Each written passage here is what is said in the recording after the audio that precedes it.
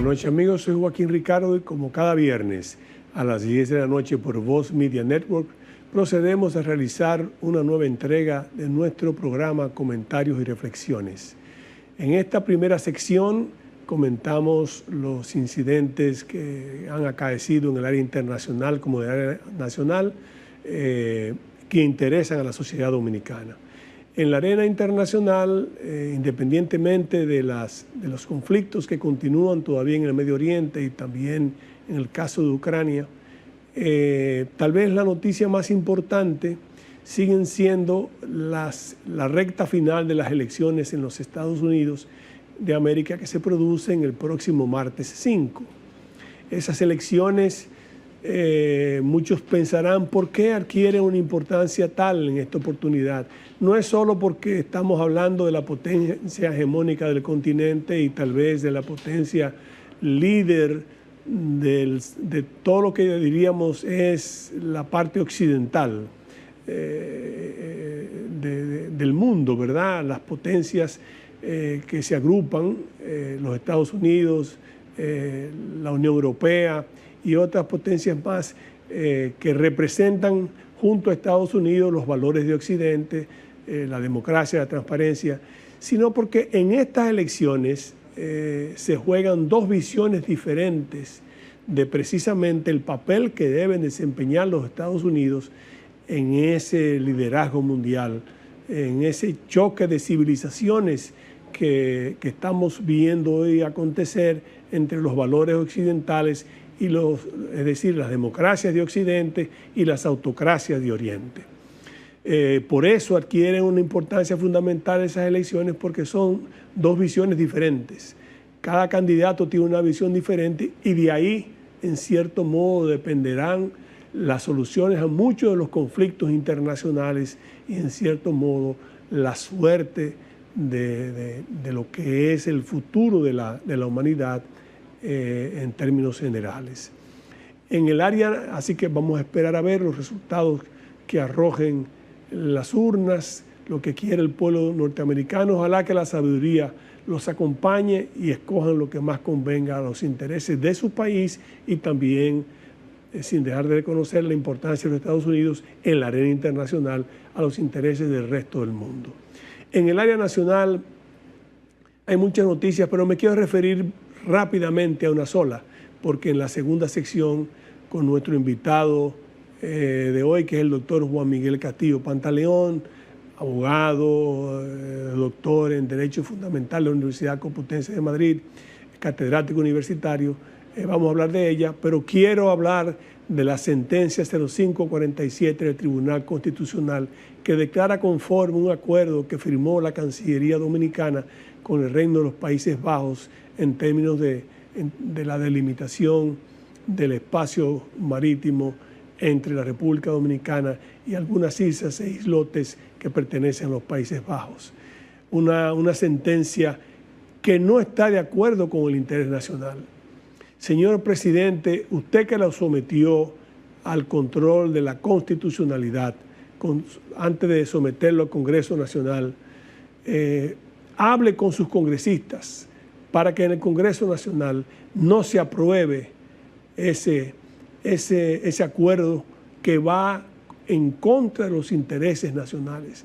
Usted, señor presidente, que fue ungido por el voto popular para representarnos en los 4 años del 20 al 24 y en los 4 años del 24 al 28. Usted que ha sido, repito, ungido por el pueblo dominicano, vele por los intereses nacionales. Y el Tribunal Constitucional no cumplió con su misión y falló en contra de los intereses nacionales. Todavía tenemos el recurso del Congreso.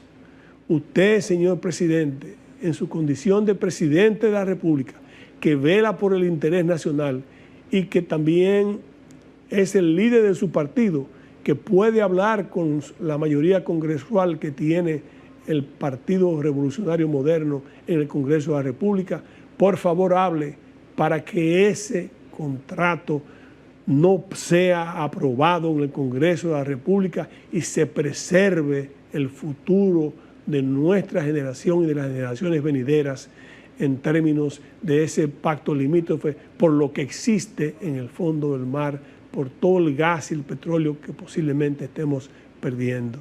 Confiamos en usted, presidente. Hacemos un llamado simplemente como un ciudadano más, sin banderías políticas, señor presidente.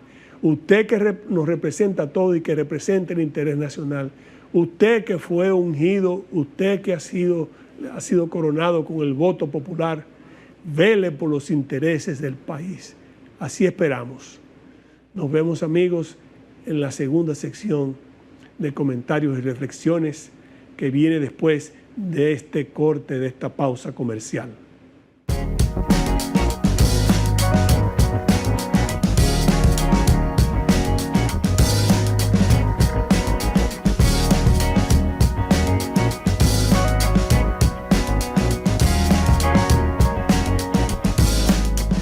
Amigos, como dijimos, en la segunda parte nos encontramos con el doctor Juan Miguel Castillo Pantaleón, abogado de los tribunales de la República, con una maestría en Derechos Fundamentales, con un doctorado, en Derechos Fundamentales de la Universidad Complutense de Madrid, catedrático universitario, y sobre todo con una obra que se llama La Nación Dominicana, defensor como ha sido él siempre, de nuestra nacionalidad, y además una persona que vive auscultando las cosas que de alguna u otra manera pueden lesionar la soberanía nacional y pueden lesionar el territorio nacional.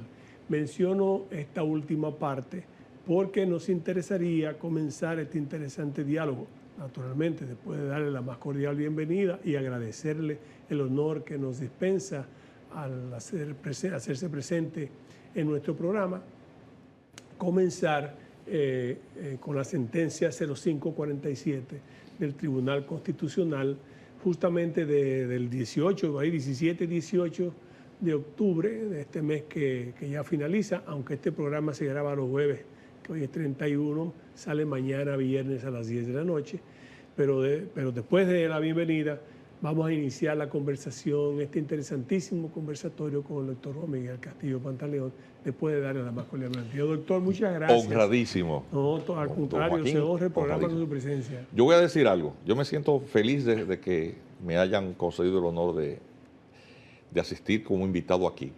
Pero es bueno que la gente sepa que no es una ocasión circunstancial. Es decir, don Joaquín es alguien, primero, a quien me une un afecto personal de muchos años, defendiendo la soberanía. Es así. Hace décadas, de hecho, hace más de 15 años, hicimos una actividad como el anfitrión de este programa fue canciller, es decir, defendió y representó la política exterior del Estado. Pero también fue un hombre de Estado, es decir, trabajó, sabe cómo funciona el aparato estatal. Entonces, a la dominicanidad y la defensa de la soberanía trasciende en el término personal, hay una dimensión mucho más elevada, que es la que yo profeso en este espacio suyo que usted me ha invitado, para que todos los dominicanos nos hermanemos, todos, trascendiendo las generaciones, no importa la edad, las preferencias personales de cualquier otra índole, porque la patria solo es una y hay que defenderla. Entonces, esta amistad no es de ahora, es de viejo.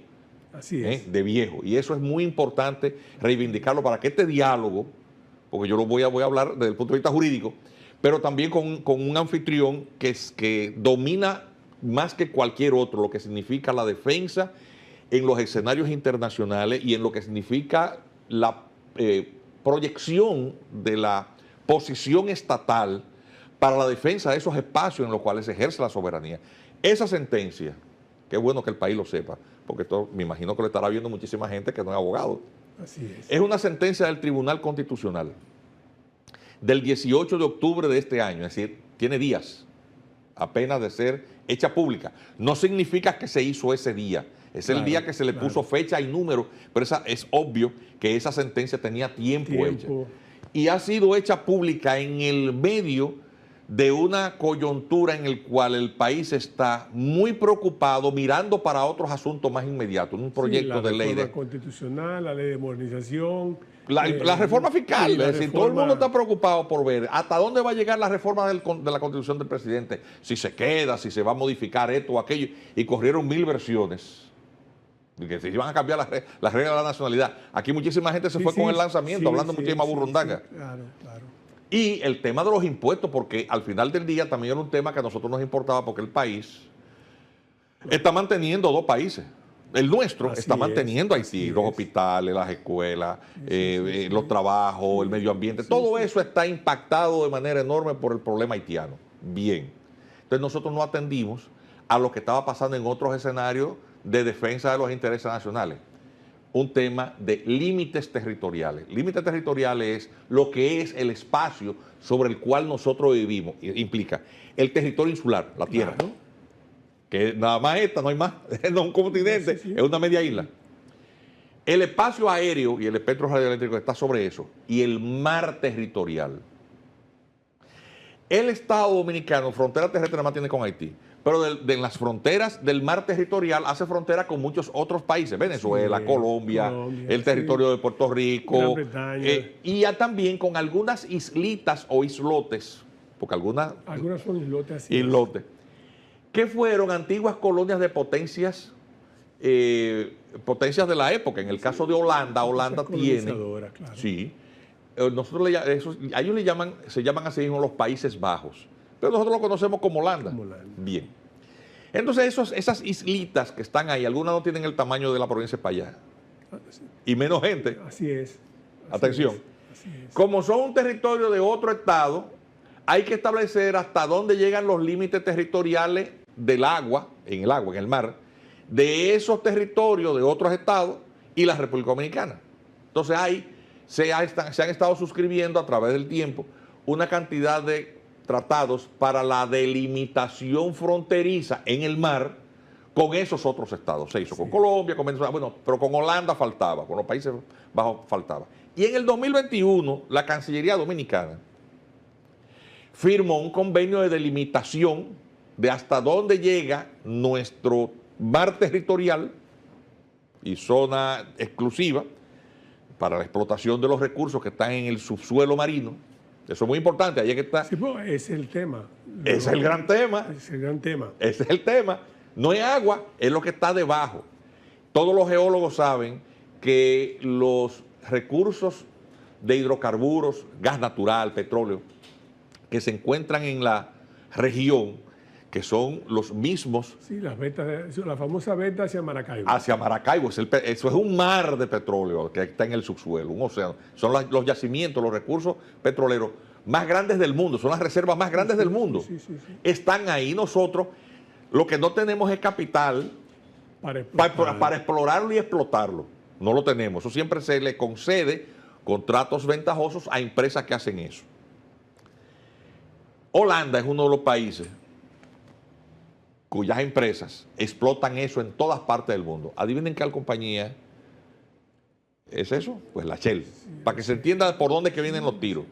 Entonces, obviamente hay un tema de mucho interés, porque dependiendo de qué le dejamos nosotros en la discusión de los límites al vecino, lo que queda al lado del vecino es del vecino. Así es. Si usted dice, la pared yo quiero recortármela de mi lado, yo regalarte el patio y el jardín, usted se quedó nada más con su casa y sin patio y sin jardín. Bueno, si usted le deja en la interpretación o en la redacción de un convenio una parte importante del territorio, del mar territorial a Holanda, pues usted perdió todo eso, usted lo regaló. Son como las paredes límites en la construcción, ¿no? Tiene Bien. un límite. Entonces estamos aplicándolo de la manera menos técnica para que se entienda. Hay dos criterios, que los criterios para la delimitación de los mares territoriales, que son fijados por una convención sobre derechos del mar, que se le llama, vamos a llamarlo por la sigla, que es más fácil recordarlo así, CONVEMAR.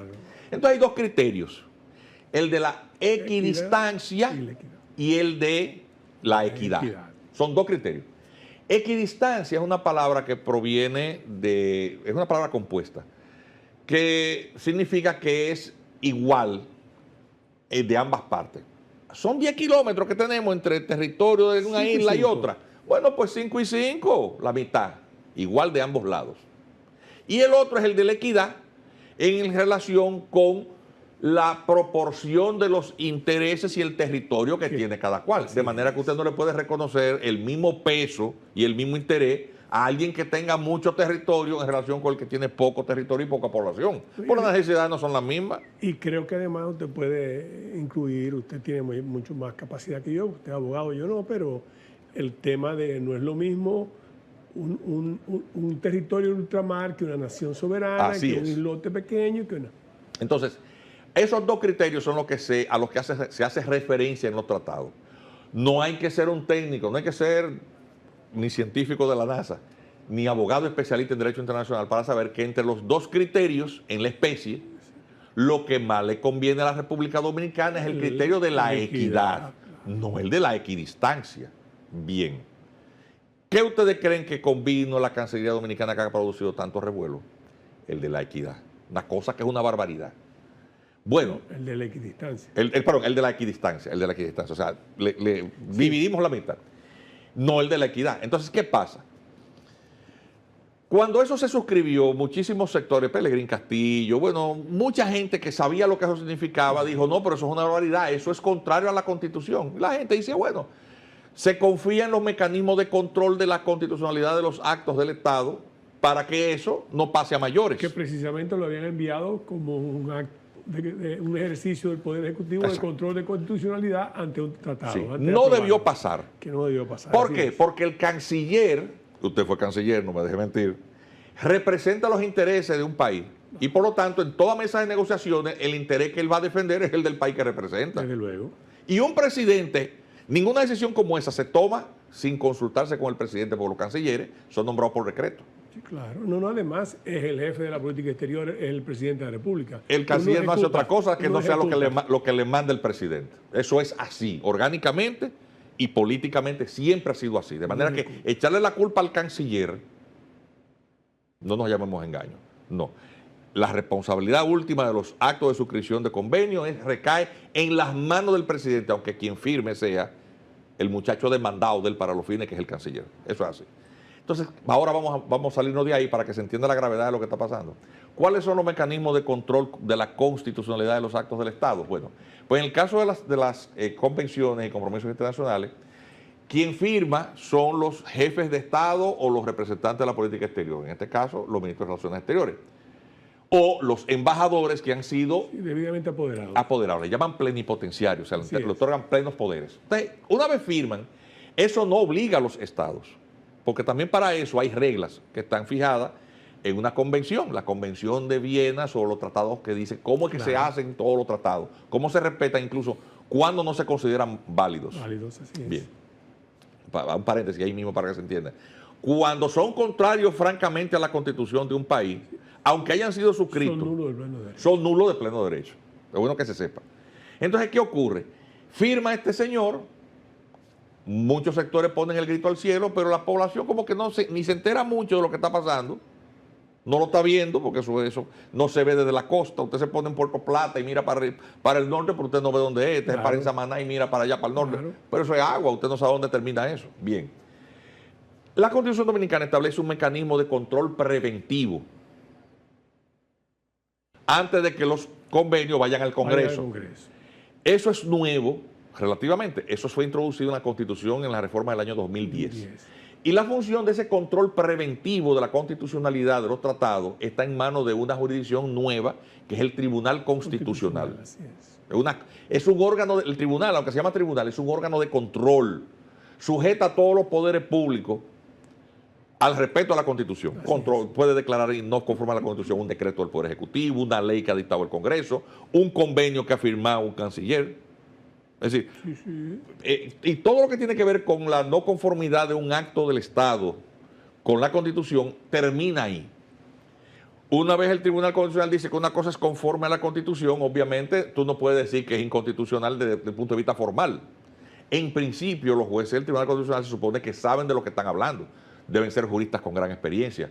Y lo menos que uno espera es que ellos se lean la Constitución. Es decir, pasen cualquier cosa por ese colador, por ese tamiz. También una tela para colarla, como el café de media, ¿verdad? Sí.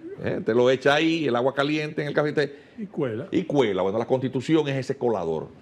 Te lo pasa por ahí. Pasó, ok, conforme con la Constitución. Resulta que en materia de derecho internacional público la Constitución es muy clara y hay partes que están muy claramente establecidas. Por ejemplo, en el artículo 3, la soberanía.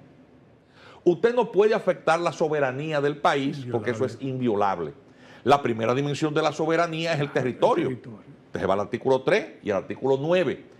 Todo convenio, todo compromiso internacional tiene que ser compatible con el ejercicio de esas potestades que son únicas del Estado Dominicano, que son indelegables e irrenunciables. Sí, claro. Atención, pero cuando usted suscribe algo en el plano del derecho internacional, es decir, en algo que va más allá del territorio dominicano, un convenio comercial, un convenio de cualquier naturaleza, es obligatorio que este convenio sea compatible también con esto, con estos aspectos del interés soberano, porque hay materias incluso que el propio derecho internacional dice que no pueden ser discutidas, por ejemplo, la nacionalidad o cómo usted controla la permanencia de extranjeros en su país. O sea, le llaman de materias del dominio reservado a los estados. Ni siquiera el derecho internacional público se puede meter en eso. O la forma de gobierno, porque eso violaría el principio de no injerencia, que es la espina dorsal del derecho internacional público. Y entonces, ¿qué pasa? También en el artículo 26, me parece que es, de la Constitución establece que en los convenios internacionales se atiende siempre en todo aquello que sea la interpretación más favorable para el Estado. O sea, claramente la Constitución le dice en varias partes, en el Estado, y se supone con los jueces del Tribunal Constitucional, que todo compromiso internacional debe de ser siempre en la dirección de defender los mejores intereses del país. Pues bien, ese convenio que ya dije que tenía, había asumido la interpretación que a nosotros nos hacía perder territorio, que ellos debieron declararlo francamente no conforme con la Constitución, en una sentencia muy corta, porque tiene pocas páginas, con una vaciedad significa vacío, ausencia, de argumentos de peso, dice que no, que eso es conforme a la Constitución. De lo que yo estoy hablando en estos 15 minutos, 10 minutos que tengo en este monólogo con el licenciado Joaquín Ricardo, ahí no se dice ni media línea, como si eso no estuviera en la Constitución. ¿Y qué ustedes creen? Pues el Tribunal Constitucional en esa sentencia dice que ese convenio es conforme a la Constitución. El tercer filtro que tenemos para evitar perder o regalar, porque es regalando que estamos, el territorio. Atención, probablemente los recursos de las futuras generaciones, los recursos energéticos de las futuras generaciones. Así es. Atención, es el Congreso, que tiene dentro de sus potestades el ratificar o rechazar los convenios internacionales. Entonces es muy importante que la gente sepa que hay que exigirle al Congreso que no lo apruebe. Que no lo apruebe. Y hay que exigírselo más aún haciendo todo lo que esté a nuestro alcance, porque hay una mayoría congresual que domina ambas cámaras del Congreso. No necesita más que la mitad más uno en cada cámara para ratificarlo. Atención. Y sabemos que producto de las elecciones, el Poder Ejecutivo, que ya hizo una barbaridad, firmando eso, y un Tribunal Constitucional, que recordemos también que en la renovación de su matrícula, el Poder Ejecutivo nombró 5 abogados. 5 abogados. Algunos de ellos sin ninguna clase de currículum. Como si, o sea, simples abogados, gente sin el peso ni la experiencia suficiente, por simples vinculaciones que son del conocimiento público, convirtiendo por esa designación de 5 jueces el tribunal en algo que el Poder Ejecutivo está controlando. Vamos a llamar la cosa por su nombre. Y entonces ese Tribunal Constitucional, con esa sentencia, ha demostrado, primero perdió todo el respeto, de parte mía al menos, y de muchísima gente. Eso es una barbaridad lo que hicieron ustedes, magistrados. A ustedes debería darle vergüenza, vergüenza, como abogados, como jueces, pero peor aún como dominicanos. Eso es un acto prácticamente de entrega, similar a las cosas que hizo Pedro Santana, Buenaventura Báez y Ulises Heró. Eso fue lo que ustedes hicieron. ¿Sí? Y ya no hay recursos contra eso. Pero es bueno que ustedes sepan que el peso de sus actos les va a perseguir a ustedes hasta el resto de sus días y a sus hijos. Ustedes no se diferencian en nada, ni de Pedro Santana, ni de Buenaventura Báez. Un hombre que agarró y vendió, comerciaba la Samaná. Vamos a regalar la bahía de Samaná con toda la península. Haciendo negocio. Entonces, los dominicanos tenemos que estar conscientes. He explicado todo esto de la manera menos jurídica posible. ¿Qué es lo que es? ¿Cuáles son los hitos del derecho internacional público mínimos y los constitucionales mínimos para entender esto? Y que entendamos la gravedad de lo que está ocurriendo. En esto no hay política. Claro. No hay política partidaria, pero es política. ¿Por qué? Porque todo aquello que cuestiona el poder es político. Yo estoy cuestionando una decisión del poder como ciudadano. Y en eso yo creo que estamos de acuerdo. Hay algo, lo ha hecho de manera magistral porque lo ha podido hacer sencillo, que es el objeto de que la gente que ve el programa, a la que yo aspiro llegar, siendo un programa informativo, objetivo y veraz, tratando de decir las cosas que interesan digamos, al país, que interesa a la sociedad. Usted lo ha hecho de una manera fácil de entender. Nosotros queremos abonar solamente a lo que él ha dicho, que él todavía puede abonar más que yo. Pero en este caso, vamos a ejercer toda la presión que hay que hacer con el Congreso, porque yo tampoco acabo de entender bien, no es cuestión de culpas, es que tal vez el presidente no es abogado y a lo mejor, pero hay que explicarle las cosas bien de lo que se va a hacer. De todas maneras, él pudiera decir, bueno, yo salvé mi responsabilidad sometiéndolo al control de constitucionalidad, pero la barbarie es que de todas maneras se firme, una, y dos, que además el tribunal reaccione de esa manera, con los precedentes que hay de la ley 6607 que nos declara estado archipiélagico y declaramos una zona de exclusión económica. Así es. De unas mías que se lesiona obviamente con esta decisión, y cuando se ratificó, si mal no recuerdo, el convenio, el CONVEMAR, en el 2008 también, se hizo una reserva, sí, de acuerdo a lo que está, porque CONVEMAR, sin ser muy técnico como usted, tratando de ser todo el acto que usted fue, CONVEMAR fue una convención donde se enfrentaron dos criterios, equidistancia y equidad. Claro. Y no pudieron llegar a un acuerdo, hicieron más o menos algo en que las partes estaban satisfechas, al punto de que CONVEMAR, en el artículo 310, si no me equivoco, permite hacer reservas. Claro. Que lo hizo el Estado Dominicano. El Estado Dominicano hizo lo correcto en su momento. Para que la gente entienda lo que es una reserva. Una reserva es como cuando usted va a firmar un contrato de alquiler, vamos a suponer. Y entonces, aunque en el contrato dice que el dueño de la casa lo puede sacar a usted cuando él le dé su gana, usted ahí dice, no, espérate, vamos a ponerle un párrafo ahí que diga, no, usted tiene que darme un plazo, por lo menos, un mes, de 3 meses, para yo poder buscar donde yo vivir. Entonces, usted ahí le agrega un párrafo y dice, bueno, aunque usted me puede sacar, este contrato se termina cuando usted le dé su gana, pero usted tiene que darme un plazo, después que usted dice que quiere que yo me vaya, de 3 meses. Ese párrafo le vamos a poner nombre, le vamos a llamar reserva. Pues no es igualito en los convenios internacionales, que usted dice, bueno, yo con respecto a esto que está aquí, eso, con respecto a mí, la equidad. Yo quiero hacer las reservas. Yo lo que estoy adoptando es este criterio. Bueno, pues eso se lo pasaron por las piedras también los jueces del Constitucional. Señores, esto es increíble. Usted agarra esa sentencia, no hay que ser abogado. Eso da vergüenza.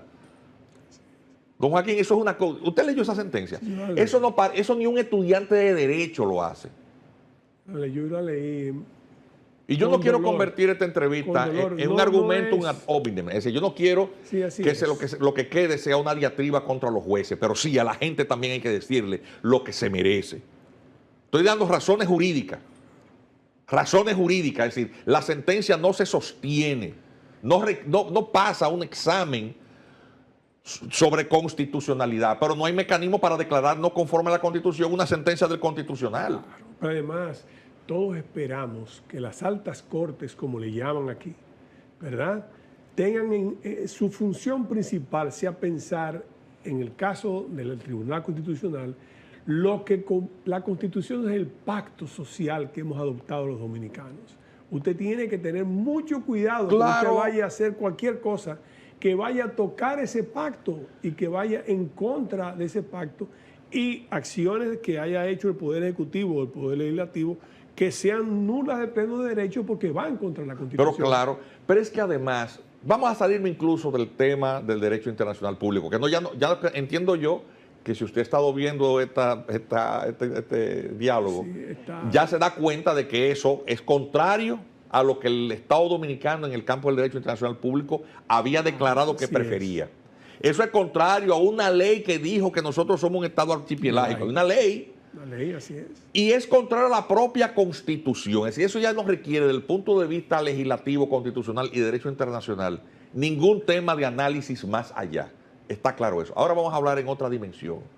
La dimensión cívica. Es decir, los dominicanos, a la que estamos por deber, todos obligados, por deber. El dominicano debe defender su país, el único lugar en donde no es extranjero. Si usted como funcionario público compromete los recursos de las futuras generaciones, usted está regalando la herencia de sus hijos y de sus nietos, usted está erosionando el futuro de los demás. Eso es un crimen peor que el homicidio. Además no lo han facultado para eso, el pueblo no ha hecho... Desde el punto de vista ético, que es lo que yo ahora quiero reivindicar, cuando usted como persona, y más aún como funcionario público, usted compromete los recursos de la futura generación, usted es el peor de los criminales. Porque usted mata a una persona que de por sí es un pecado, una cosa que te condena, desde el punto de vista de la ética cristiana, un pecado gravísimo quitar la vida al prójimo. No matará, dice la Biblia. Pero cuando usted condena al hambre y a la muerte, no solamente a una persona, sino a todas las futuras generaciones, porque no es una persona, es a un pueblo, es los recursos de un pueblo, usted está cometiendo un crimen equivalente al del genocidio futuro. Usted está condenando al hambre y a la desaparición a las futuras generaciones del país, de donde usted dice que es nacional. Entonces, la gravedad de esto es mucha. Nosotros que hemos visto de parte de nuestros vecinos, que los haitianos cuando actúan comprometen su presente, pero también su futuro. Cada vez, por ejemplo, que un haitiano dice, para protestar yo voy a quemar un autobús, o yo voy a incendiar la fábrica con la cual yo produzco trabajando. Me pagan mal, sí, pero trabajo, y me pagan mal, pero trabajo. Pero yo lo que voy a hacer es prenderle candela a la fábrica y agarrar a mi patrono y matarlo. Usted no solamente está cometiendo un acto muy grave, que es atentar contra la vida del prójimo y destruir la propiedad, pero usted está atentando contra sí mismo, porque si usted no tiene trabajo o lugar donde trabajar, no es que usted va a vivir. Eso hicieron los haitianos con su país, que lo desbarataron, ¿verdad que sí? Nosotros dijimos, pero ven acá, y nosotros vimos que un general de la independencia regaló este país y tanta sangre, y hemos condenado al panteón de la vileza la figura de Pedro Santana. A nadie quiere que lo comparen como Pedro Santana. Cuando un funcionario hace esto, sepa que usted reencarnó Pedro Santana en usted. Entonces, eso es algo que en la conciencia de cada funcionario público debe de pesar cuando usted está en la mañana y se levanta para cepillarse los dientes o peinarse y se ve al espejo. ¿Qué usted ve? ¿Cómo puede usted dormir tranquilo? Esa es la dimensión ética, claro, y humana de todo. Continuamos después de esta pausa con este interesante conversatorio con el doctor Juan Miguel Castillo Pantaleón sobre un tema importante porque estamos hablando de la nacionalidad dominicana, del territorio dominicano, de algo que trasciende fronteras. No hay política, hay una sola República Dominicana, una sola nación. Y eso de la ética en el funcionario público que debe saber cada vez que firma en nombre del gobierno o del país, debe saber el peso que conlleva estampar esa rúbrica. Continuaremos después de esta pausa.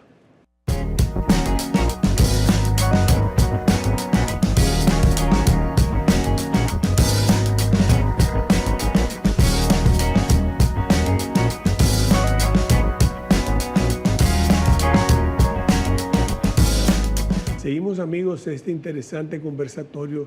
Yo estaba diciendo de la dimensión india que tiene. ¿Cuántas veces yo tuve que ir al extranjero y firmaba algo en nombre del país? Yo, a pesar de ser funcionario de una persona de excepción, político de excepción, no vamos a entrar en política, pero un político de excepción, que tal vez no es irrepetible en el país, con conocimiento pleno de todas esas, yo como quiera pensaba en el peso que conllevaba esa rúbrica, porque yo estaba firmando en ese momento por 7 millones de dominicanos, Así es. por 8 millones de dominicanos, en que las cosas... Y cuando tenía, por ejemplo, porque todos los presidentes, aún así, preguntan, ¿qué tú crees? ¿Qué tú opinas? ¿Qué tú consideras? Yo sopesaba muy bien mis palabras y pensaba en el interés nacional. Yo tuve el honor, el altísimo honor de poder hacer todas las negociaciones que dieron como fruto nuestro ingreso a la Convención de Lomé, después Acuerdo de Cotonú, hoy Acuerdo de Paridad Económica. Y recuerdo en algunas ocasiones cuando tuve que tomar decisiones, pero el interés nacional. Yo recuerdo una decisión, para poner un ejemplo, un voto ante Naciones Unidas ya comprometido de manera escrita, cosa inusual. No lo hice yo, pero ese voto estaba ahí comprometido. Y cuando yo llego, le digo al presidente de la República, mire, aun cuando ya el país ha dado su palabra, resulta que eso se hizo sin comprender que en este momento se disputaba la presidencia de la Asamblea de Naciones Unidas. En ese momento, una persona del hemisferio y una dama que representaba en ese momento, que era a una de las islas del Caribe, a Dominica. Y yo decía, si nosotros votamos contra Dominica, nosotros no tenemos forma de ingresar al convenio de Lomé, claro. Y eso es lo que le conviene al país. Así que yo siento mucho, va a venir problemas, van a haber inconvenientes, porque para colmo lo hicieron por escrito, que eso se hace verbalmente, claro. Pero lo hicieron por escrito, pero yo me veo la obligación de romper con eso. No, es lo que le interesa al país, lo que le convenga, claro, al país. Entonces, usted acaba de dar un ejemplo muy gráfico de no solo es que usted está en una posición que tiene que juzgar por el pacto, tiene que cuidar ese pacto social que todos hicimos, se llama la Constitución, sino que tiene que pensar muy bien lo que usted firma, porque usted está firmando en contra de los intereses del país, de todos los dominicanos y de las generaciones futuras. O sea que, como usted muy bien dice, lo interrumpí en esa parte para ir a un corte comercial por obligación, pero creo que eso es algo que también es importante que todos los funcionarios piensen. Y yo le voy a decir algo más, licenciado. Mire, quizá fue un error de parte de muchos ciudadanos que nos dedicamos a la... Yo alguna vez fui juez, tuve brevemente funciones en el Estado como en el campo judicial, sí, jerárquicamente en un lugar insignificante. Y después me dediqué a mis actividades privadas como abogado. He vivido modestamente de mi profesión y mantuve, y hasta ahora he mantenido, vamos a decir, cierta distancia de los temas políticos partidarios, en el entendido de que, primero, eso me distraía de las urgencias propias de ganarme la vida, eso requiere tiempo y sacrificios, y segundo, porque para eso hay que tener cierta vocación, es decir, el que se dedica a la política, eso no es fácil, ustedes ni desayunan, dice la casa llena de gente, las finanzas personales se les desbaratan, eso es difícil. Entonces, muchos profesionales y muchos ciudadanos que tienen mucho que aportar a la sociedad, pues se mantienen lejanos de eso. Y yo con amargura le voy a decir una cuestión. Que es un error. Me lo dijeron tantas veces. Y yo públicamente tengo que reconocer que sí que fue un error. Fue un error porque nosotros hemos visto que el Estado... Cedemos espacio entonces a otros que vienen con otras... En el caso, bueno, a ver, miren quién lo está diciendo. Todo el mundo sabe que en el ejercicio de funciones judiciales yo llegué a la casa del presidente Balaguer. Claro. Atención, mi familia había votado por Balaguer. Lo sé. Atención, y hasta yo voté por Balaguer. Yo no tengo problema con eso, porque no era un tema político, era un tema de funciones judiciales. Y yo cumplí con mi deber. Atención, con usted tuve siempre excelentes relaciones, con Víctor Gómez Vergés, doña Zoila, con todos los dirigentes reformistas, hasta con Alexis Joaquín Castillo, o sea, porque era un tema de cumplir simplemente con una obligación y con responsabilidad. Claro. La seriedad no tiene partido político, la seriedad es la misma para todo el mundo. Este país hay que defenderlo. Todos en esto tenemos que dejar de lado incluso esas apatías de la política. Este país hay que defenderlo, señores. Estamos en el momento y la hora. Estamos en el momento y la hora. Si nosotros no hacemos eso, no tendremos luego cómo solucionar el daño irreparable que se le va a hacer al país. Ese convenio es muy grave. Hay que evitar a toda costa que el Congreso Dominicano, que oiga nuestra voz, hasta el que no se puso una camiseta para hacer política entonces, que se la ponga. Claro. Empezando por mí. Lo estoy anunciando públicamente aquí. Empezando por mí. Nosotros no podemos permitir que las urgencias, porque tengo un gobierno incluso que lo que ha promovido una reforma constitucional para el nunca más. Y cuando tú tienes una situación anómala como esa, desde el punto de vista de la dinámica política, aquí hay gente que se va a querer jubilar temprano porque sabe que no vuelve. Y lo que hay detrás de un acto de gobierno como ese, nosotros no sabemos lo que es, pero no es bueno. Es presentido. No estoy haciendo una acusación, pero estoy diciendo una justificada sospecha que puede llevar a un Estado a regalar parte de su subsuelo marino en donde se sabe que hay cuantiosísimos recursos de gas natural y petróleo. Eso no es gratis. Eso no es gratis. Entonces, y eso aparecerá en su momento.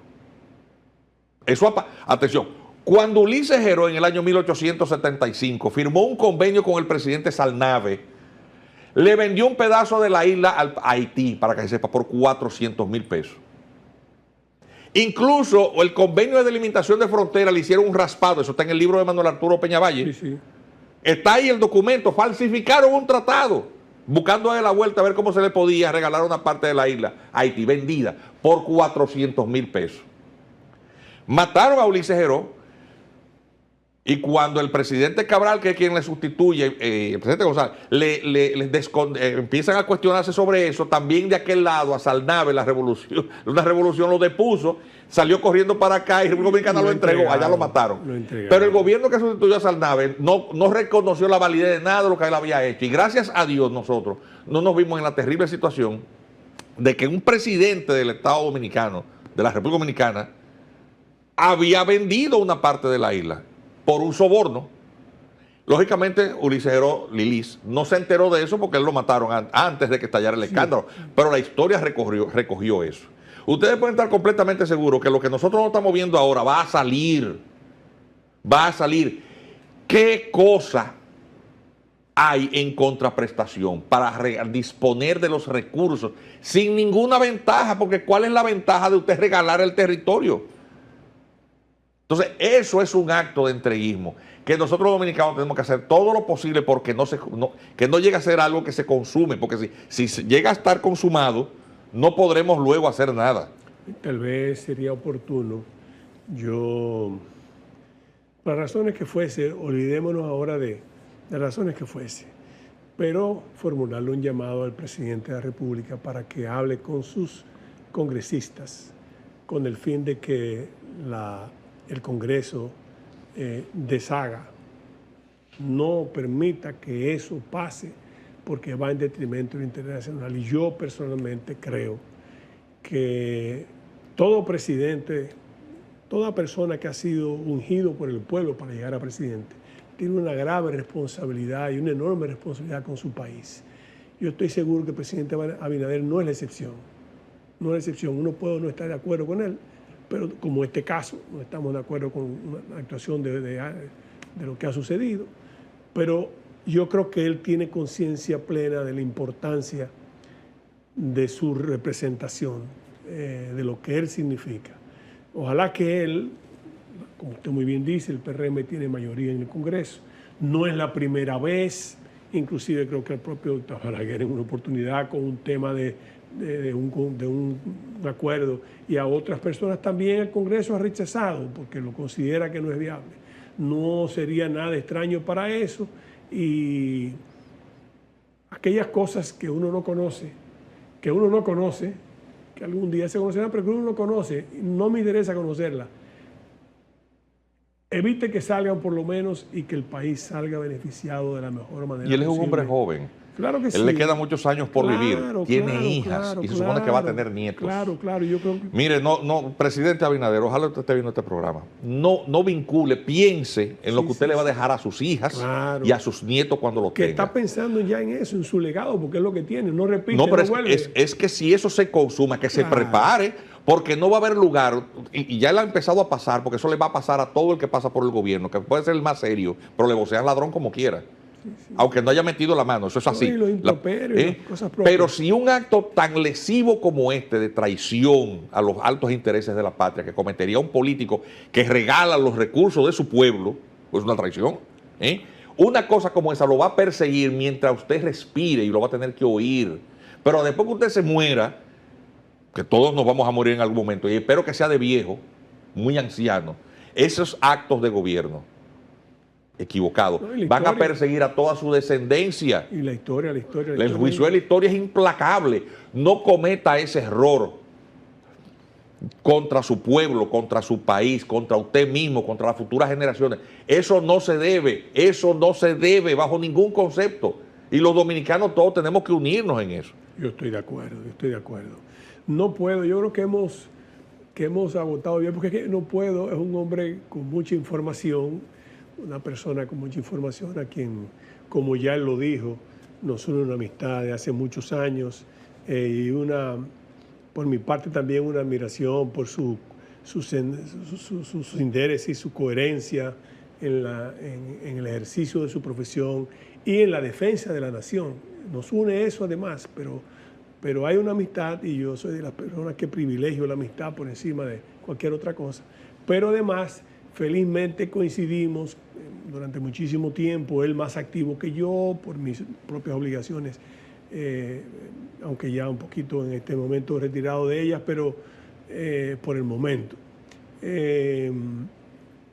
Nos une ese compromiso con la nación. No puedo dejar pasar la oportunidad de su presencia para que hablemos un poco también de lo que sucede en el vecino país, que ese es otro problema, que es otra situación tal vez de las más terribles que tenemos, que atenta contra nuestra estabilidad, contra nuestro crecimiento y contra nuestro desarrollo en el futuro, porque bueno, crecimiento y desarrollo van juntas siempre y cuando se incluya a la gente, entonces desarrollo si no es crecimiento. ¿Qué va a pasar en Haití con este enfrentamiento ahora entre el primer ministro y el Consejo Presidencial Transitorio, con unas elecciones que vienen dentro de un año y algo, que no conocemos de registro civil, con una misión que comenzó pero no ha seguido, no llegan?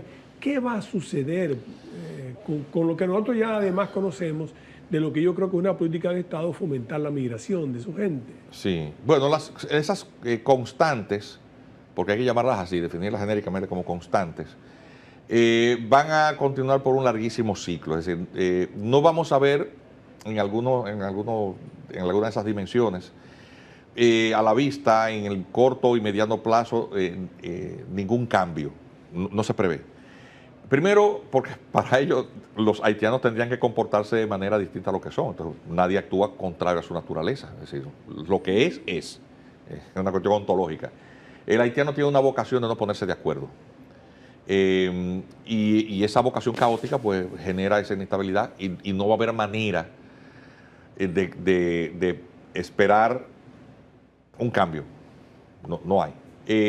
Los males estructurales que tiene son de una dimensión tal que tampoco hay manera en el corto y mediano plazo de resolverlo. Por ejemplo, la indocumentación, las debilidades institucionales, la falta de ejército, la falta de recursos, un Estado que ha colapsado, un Estado fallido, que implosionó.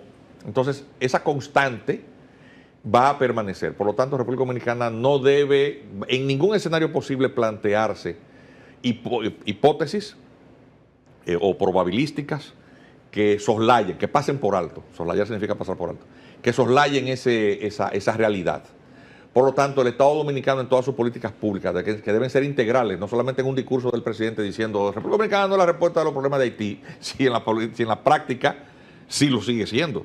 Dedicando el incurso, diciendo eso, pero mandando un presupuesto de más de $1 billón. $1 billón es $1 millón. Son 1.000 millones. Sí, más de 1.000 millones. Son $1 millón de millones. O sea, eso es $1 billón. ¿No? 1.000 millones es un millar de millones. Pero lo otro es una cantidad que yo no sé cuántos ceros lleva.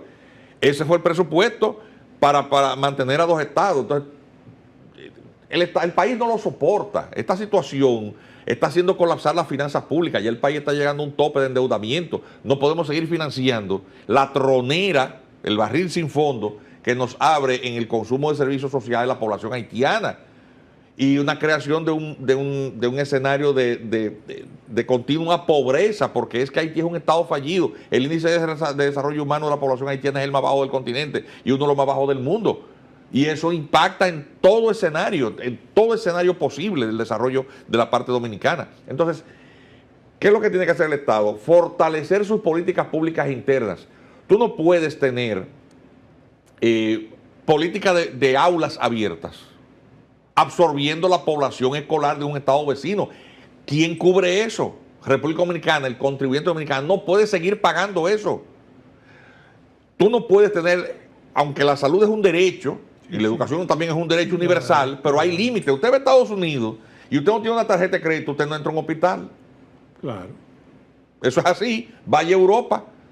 La salud no es gratis en todas partes del mundo, eso es un ideal, pero nosotros lo hemos adoptado, pero nosotros malamente hemos podido responderle con un sistema de salud público, hospitales, etcétera, a los dominicanos. Pero cuando tú le metes una sobrecarga de demanda de servicio, una parturienta haitiana consume 5 veces más recursos que una parturienta dominicana, porque ellos no tienen ni las condiciones, ni de seguimiento, además que vienen desnutridas, requieren más pintas de sangre, más medicamentos, más las unidades de cuidados intensivos, las unidades de cuidado a los niños que nacen con problemas, incubadoras y eso. Pero no se imaginan el chorro de recursos que consume la población del país, que tiene, además con la cantidad de enfermedades, de SIDA, etcétera, que eso también impacta solamente los gastos de limpieza y de higienización.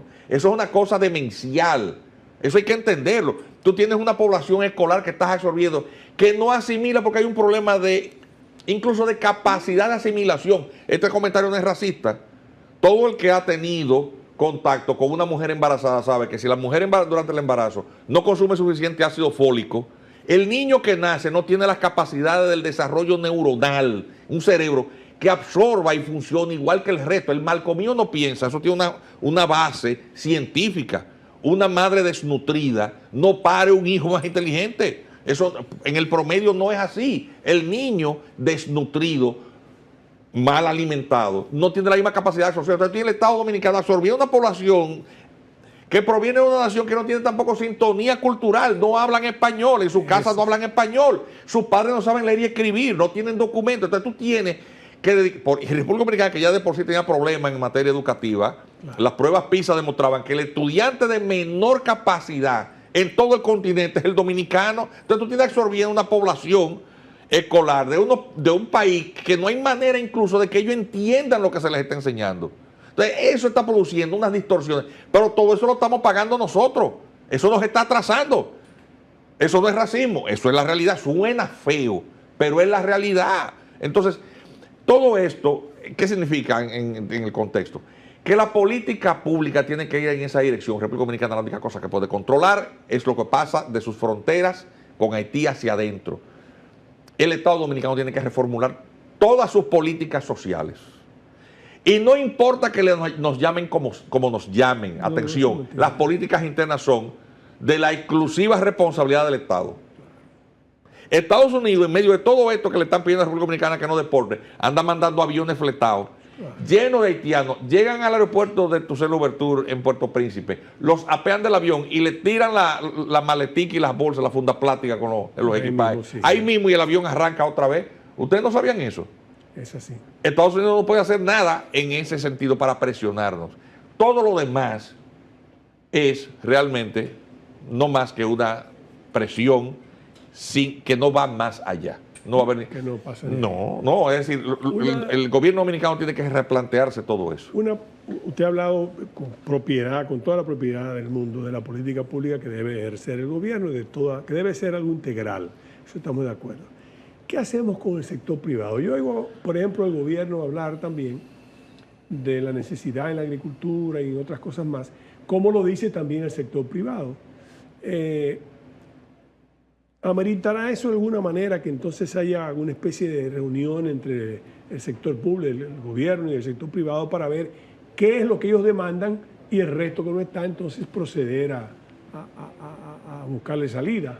Si tú descomprimes el presupuesto nacional en las partes en las que cierto gasto público que atiende necesidades sociales, tú tienes, y lo descomprimes, por ejemplo, pones límites en cuanto a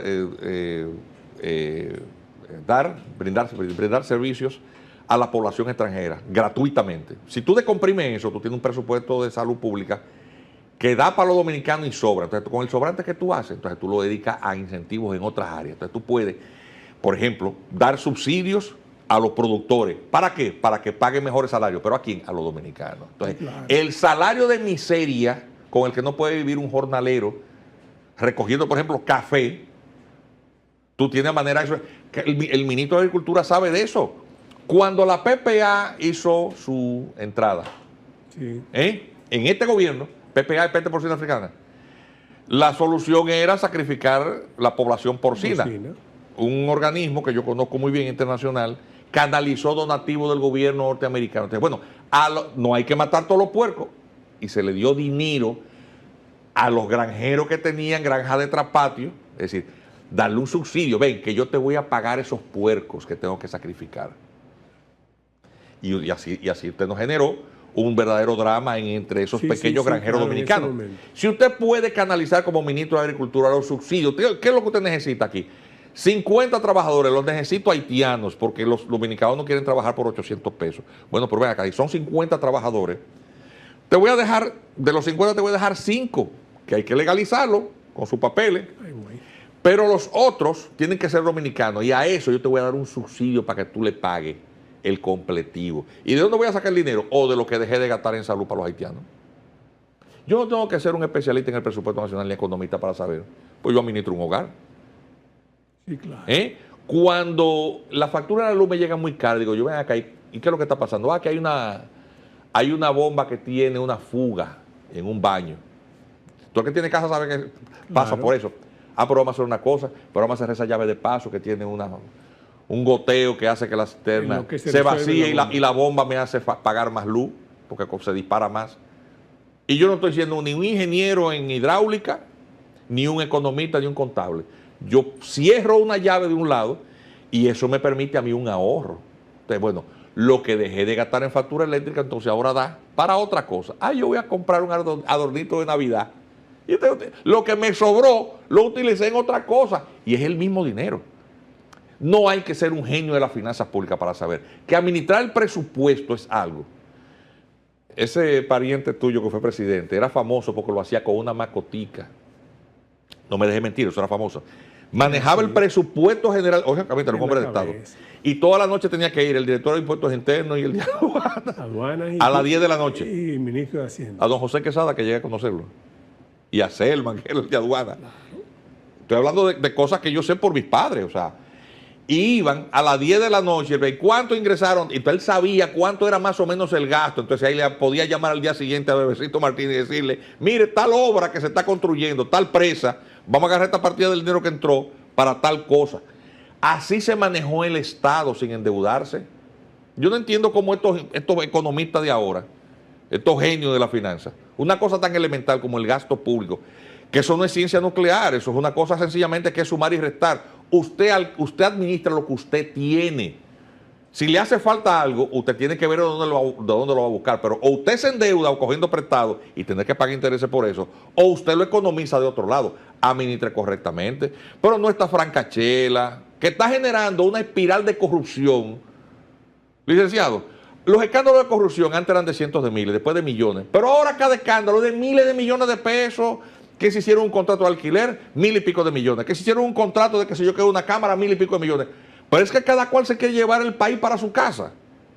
El país no alcanza para tanto. Claro. Y es con esa, porque el tiempo es una cosa terrible, con esa interesante posición y sugerencia de que, bueno, esa es una posible solución que le agradaría también al sector privado, pero no tienen que poner mucho dinero. Descomprimimos el gasto en un área y con eso podemos incentivar, entonces, darle cumplimiento a la ley de 80-20.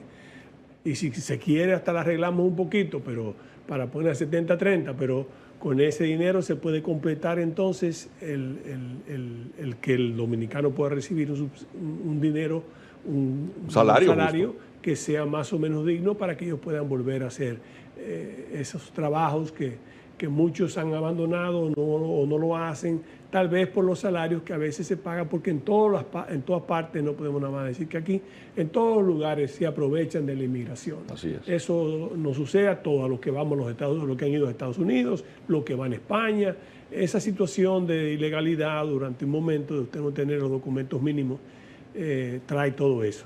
Pero bueno, no tenemos cómo agradecerle al doctor Juan Miguel Castillo Pantaleón su exposición esta mañana tan lúcida, tan clara sobre esa sentencia 0547 del Tribunal Constitucional, su posición también sobre el tema haitiano, en el que también coincidimos y no hemos visto en muchos lugares hacerlo, y en el llamado que ambos hemos formulado al presidente de la República para que instruya a sus congresistas, a fin de que se busque la manera de que esa sentencia que va en contra de los intereses nacionales y de que ese acuerdo que lamentablemente fue firmado en contra de los intereses nacionales y desconociendo también legislaciones anteriores que ya el país había adoptado, como el que se llama un estado archipelágico, el hecho de la reserva que hicimos al momento de aprobar el tratado de Convemar, ese llamado lo volvemos y cerramos el programa formulándolo de nuevo al presidente de la República para que piense en su legado, en su interés que él tiene por su pueblo. Yo creo en la buena fe de todos los que han sido ungidos por el pueblo. Tenemos que creer en la buena fe de ellos. Son nuestros presidentes con sus virtudes y sus defectos, para que se pueda deshacer esa situación que va en contra de los intereses nacionales. Gracias, amigos, y será hasta el próximo viernes en una nueva entrega de Comentarios y Reflexiones.